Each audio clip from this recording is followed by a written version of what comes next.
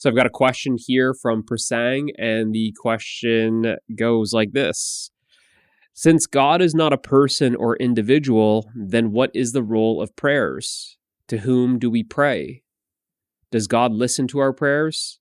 And how does a prayer work? Some say silence is prayer. Silence is the language of God. What is this all about? Okay, so this question's kind of all over the place here, and there's many questions in one, so let's break it down. Since God is not a person or an individual, then what is the role of prayers? So most believe that God is a person or an individual, and most believe themselves to be a person or an individual. So when we believe ourselves to be an individual or a person, then we naturally project that, and we personify or individualize God. So if God's not a person, well then to whom do I pray to? Right?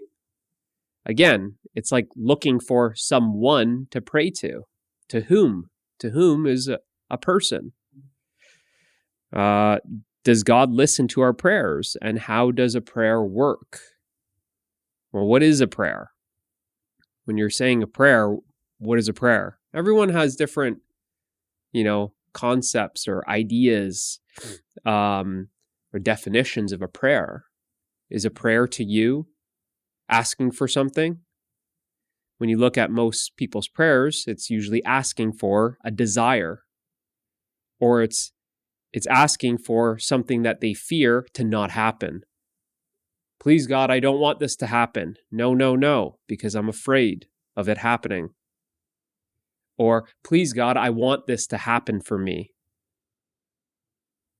They're usually like that. So, how does this prayer work? Well, above, we don't even know. We don't know. We're unsure. Well, if God's not a person or an individual, then who do I pray to? And then if I don't know who I'm praying to, well, then how does the prayer even work? But we're not asking, well, who are you? Who is the one that is praying? Who's the one that wants their prayers heard? See, we're unsure of who we're praying to. We're unsure of what a prayer is. We're unsure of how a prayer works. We are also unsure who is the one praying. Some say silence is prayer. Silence is the language of God. What is this all about?